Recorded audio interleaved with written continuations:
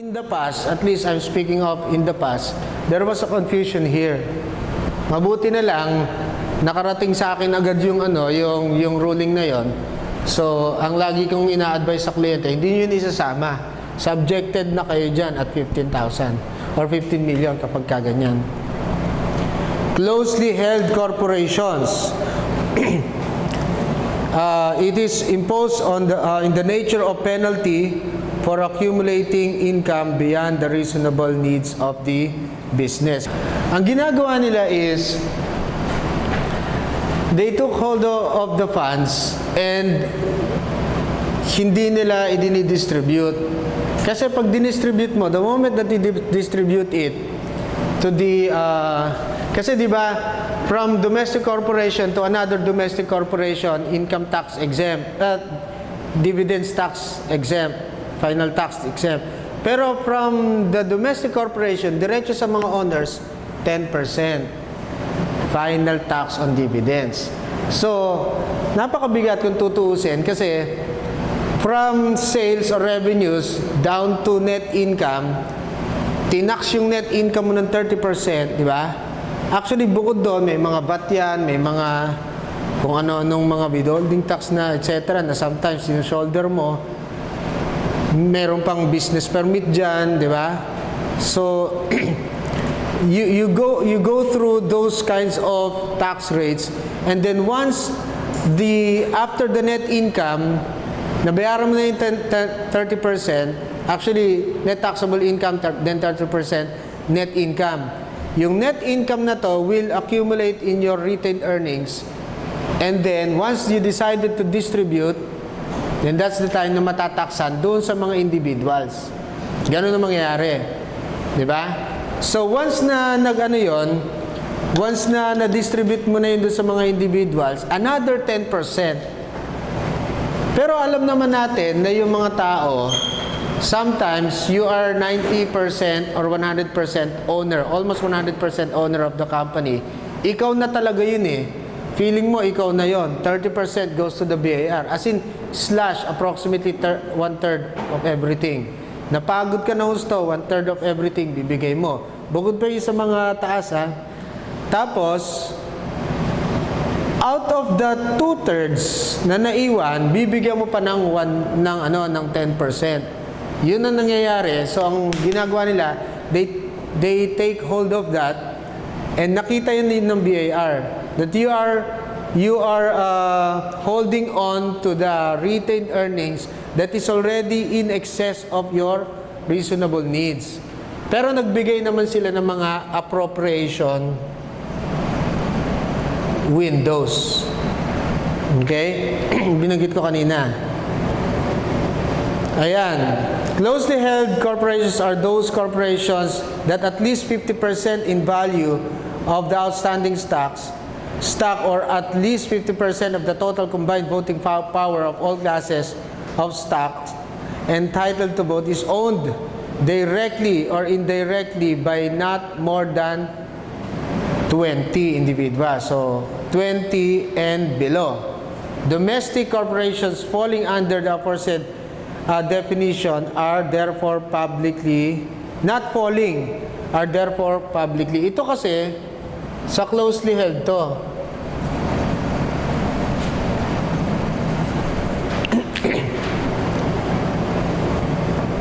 Okay?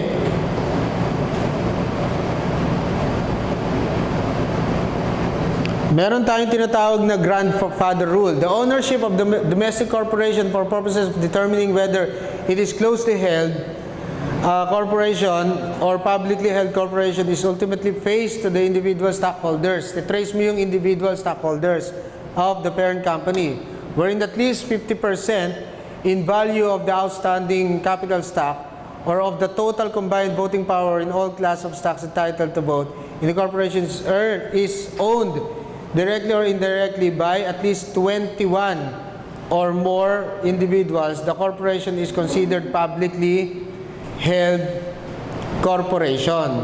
Not more than 20 individuals, the corporation is closely held corporation. Okay? Ano yung example? A company, domestic corporation, is 66.15% owned by company B or B company. On the other hand, B company is wholly owned by C company. C company is owned by more than 20 stockholders, but it is 50.91% controlled by 5 to 6 individual stockholders. Since company C is not publicly held corporation, A company is likewise not considered publicly held for purposes of improperly accumulated earnings tax. Kasi kailangan closely held ka, masasubject ka dito. Pagka publicly held ka, tingnan mo dun sa numbers, sa letter C, exempted ka from here. Ibig sabihin, marami na kayo masyado. Pero kung lalo na kung closed corporation, 5 lang kayo, family-owned corporation, you take hold of the accumulated earnings, so that will be subjected to improperly accumulated earnings.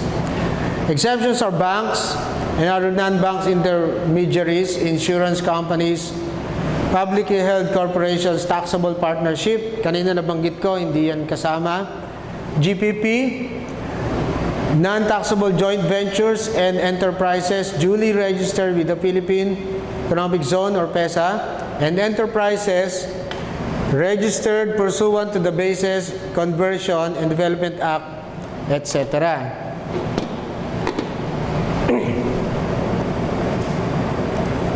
Accumulation of earnings for the reasonable needs of business. Meron tayong tinatawag na appropriation, di ba? Etong appropriation na to, ang pwede dyan would be expansion projects,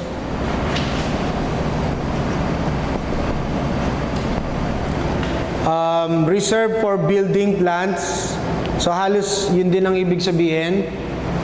Reserve for building plant acquisitions, reserve for compliance to loan agreement, yung bank loan agreement, yung binanggit ko kanina. And then, earnings required by law. Kung merong ganon ha, earnings required by law. And earnings intended for investment in the Philippines by subsidiaries of foreign corporations. So ito yung mga possible reasons para ka magkaroon ng appropriation. And when it comes to your appropriation, at least for this, kailangan yan within 12 months, ma-execute mo yan. Kung hindi mo yan ma-execute in 12 months, o magkakaroon ka ng issue with the BAR kasi inappropriate mo, tapos hindi mo na-execute yung building improvement mo. Kasi supposing you already have a 15 million exposure and then inappropriate mo lahat yung 15 million. Siyempre, di gagawa ka ng board resolution. Paano-authorize mo? Para ang magiging entry mo, debit retained earnings, unappropriated, credit retained earnings, appropriated. 15 million. O, di ba? Dahil ginawa mo yan, ang basis mo is nakasulat doon, notes to FS, na magkakaroon ka ng expansion project. You are given 15 or you are given 12 months to execute this. Otherwise, you will be taxed accordingly. Okay? Even ang SEC, tinitignan na nila yan. You have to disclose it. You have to report. Bakit hindi yan Bakit hindi yan na-execute? So ngayon, once na-execute, di-execute na. So dito kami nagkakaroon ng discussion ng isa sa mga clients ko na hindi siya accountant, so nahihirapan siyang intindihin. Bakit daw ganon? Inappropriate na nga. Ibinili na nga ng nagpa-renovate sila. Okay? Pagkatapos, sabi ko, okay, na-execute nyo na. So nagkaroon sila ng debit Building improvement.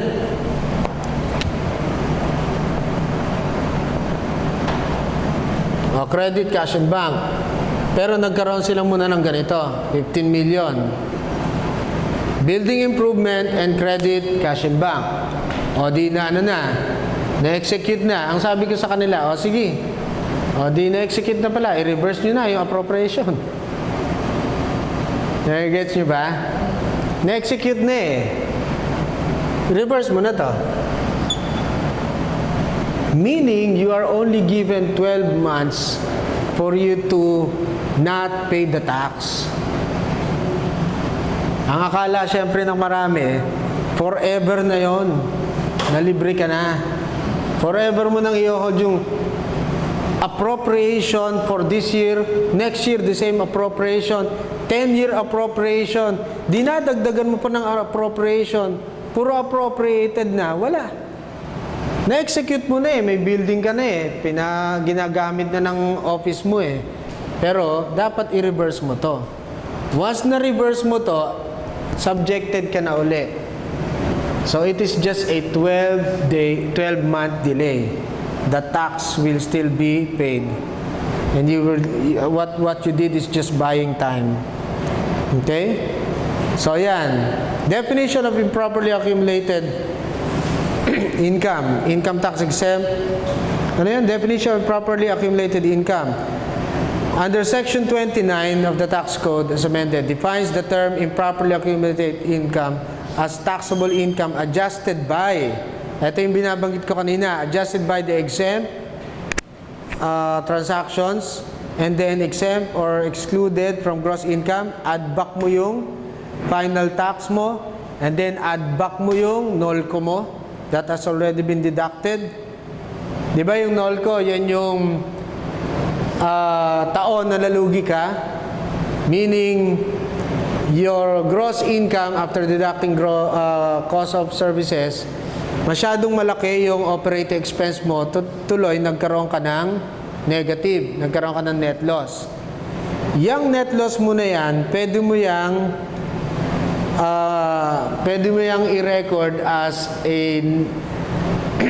NOLCO, net operating loss to be carried forward for the next 3 years. Kasi ganito yan eh. Kapag ikaw ay nalugi, individuals pwede rin to ha. Pag nalugi ka sa unang taon mo,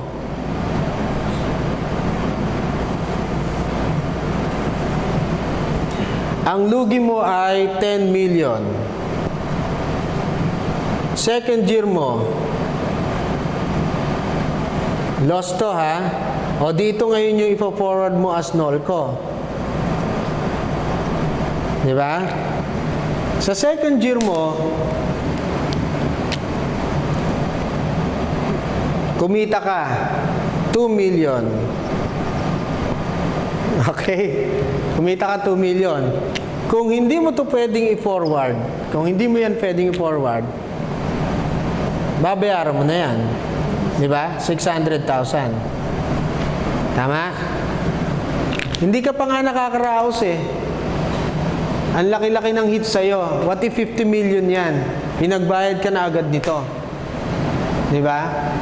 What if in the second year, nalugi ka na nga sa first, nalugi ka pa dito. 15 million. Tapos gumanda-ganda yung pangyayari dito. Kumita ka ng 2 million. Tataksan ka ng 30%, bayad ka ng 600,000. Ang tanong, paano naman ito mga to? Di ba? Hindi ka pa nga nakaka-recover eh, naglabas ka na naman ng 600,000 because of this. Ang sabi ng government, pwede mo yang i-carry forward for the next 3 years. And then, first in, first out. So, kailangan lang i-present mo yan properly in the financial statements. And in your, may table dun eh, dun sa tax return. Kailangan i-present mo yan para magamit mo. Pag hindi mo yan na-present properly, you you will not be able to use this. O, di talaga mabayaran mo yan. Okay? So, dapat, itong NOLCO mo na to, isi-forward mo dito, tapos itong another NOLCO mo, o di 2 years na ipo-forward mo dyan. So, dun sa operating expenses mo, i-part mo dun yung yung NOLCO mo para yung taxable income mo mabawasan. Or hindi ka pa rin muna matataksan. Parang ganon. Okay? Reduced by dividends actually or constructively paid and income tax paid for the year. Yan yung talagang computation. Ito, sinimplify ko lang to. Pero, yan yung talagang detalyadong computation yan. Ito, mabilisan lang.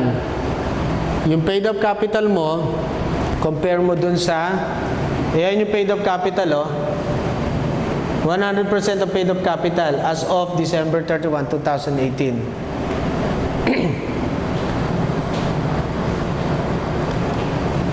Ayan. The paid up capital of the corporation includes both par value shares and other capital investment classified as additional paid in capital. So, napakatanda na. No?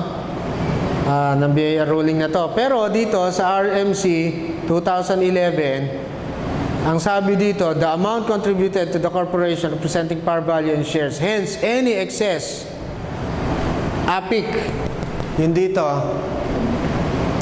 above the par shall be excluded in the computation of the properly accumulated earnings. So, yun na po yung yung ginagamit ngayon. So, hindi na yung katulad ng dati.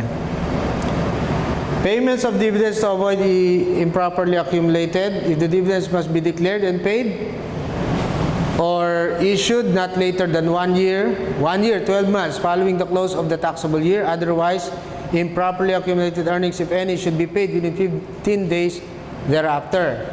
Okay? Tanong, di magde-declare ka ngayon ng dividendo. Isa sa mga solusyon para dito sa improperly accumulated mo, mag-declare ka na lang ng dividendo.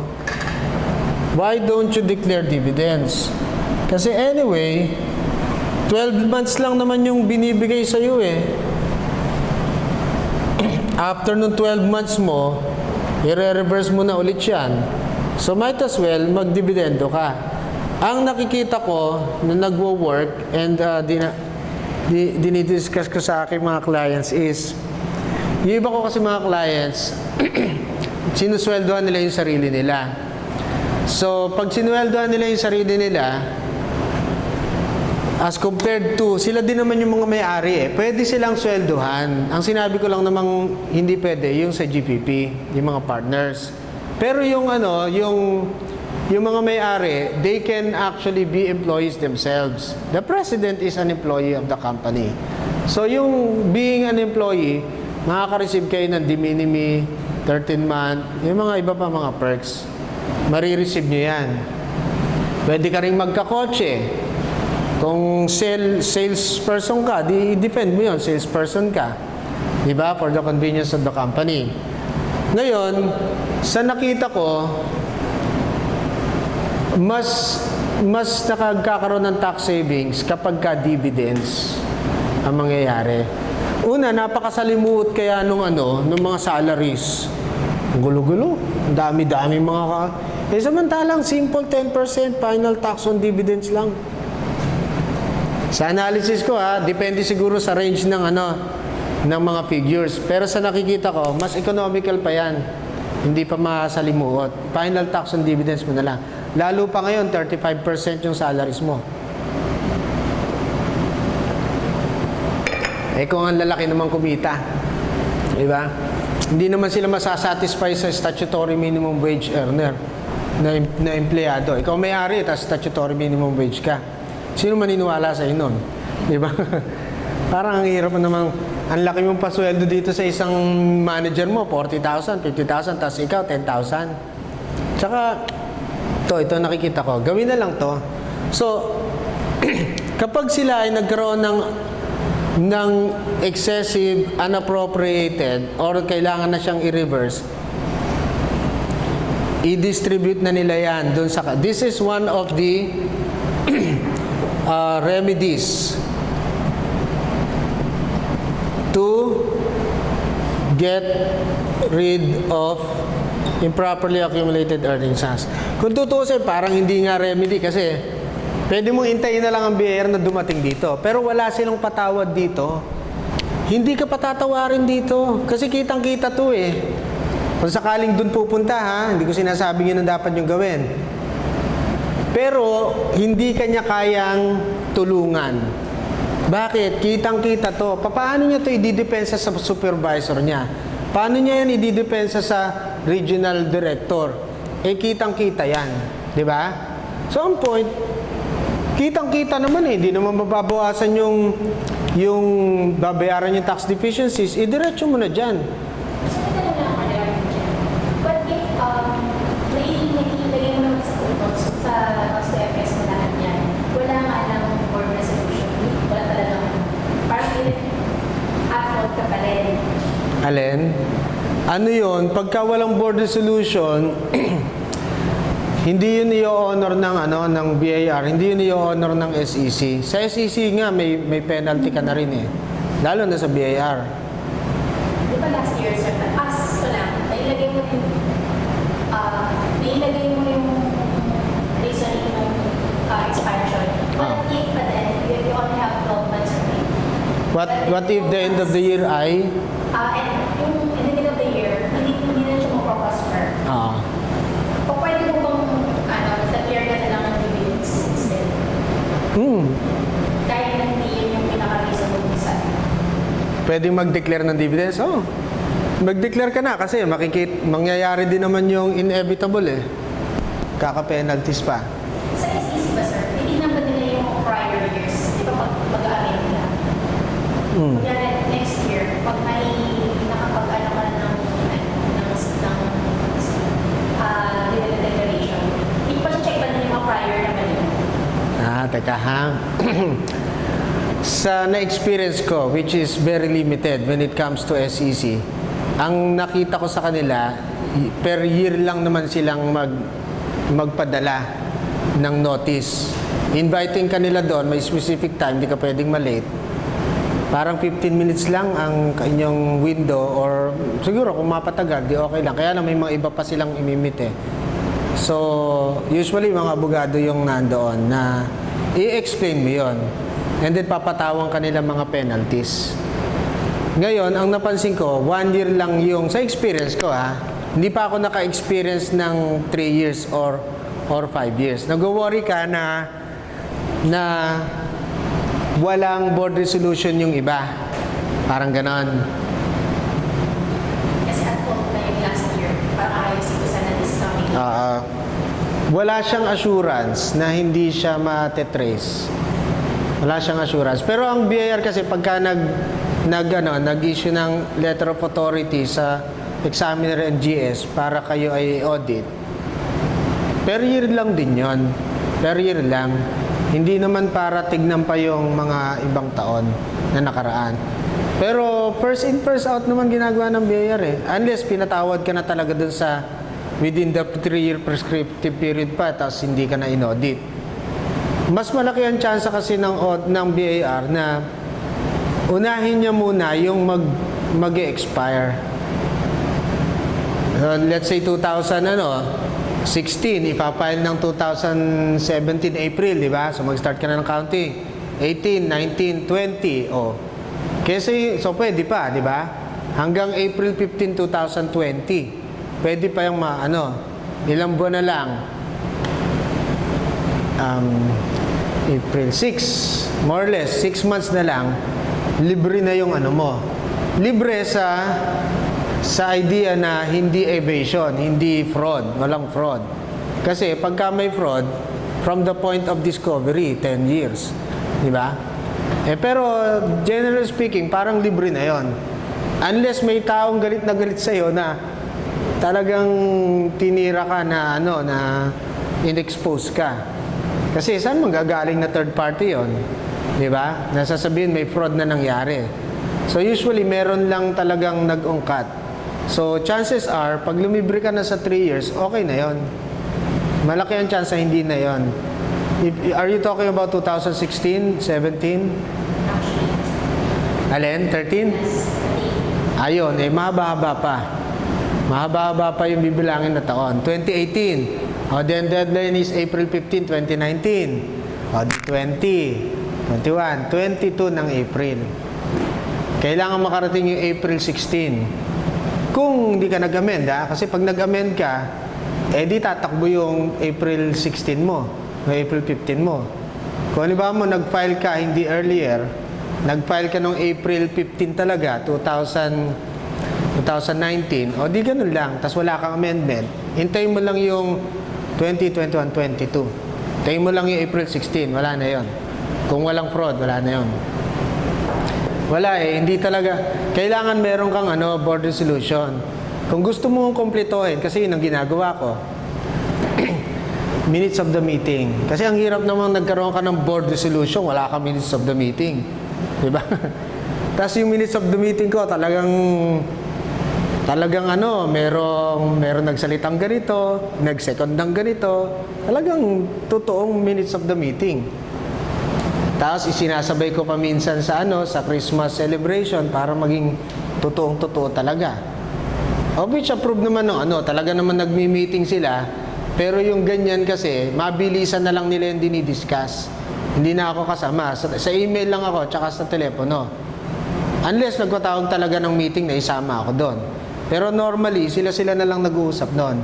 Mabilis na lang yung dinidiscuss, tapos sisingit na lang doon sa minutes. Pag meron ka ng minutes of the meeting, gagawa ka na ng board resolution. Di ba? Pagka ikaw ay nakagawa na ng board resolution, minsan ginagawa pa yan ng corporate secretary certificate na tinetestify niya that there was a board resolution that was issued. Parang ganon. Para talagang simentado. Notaryado.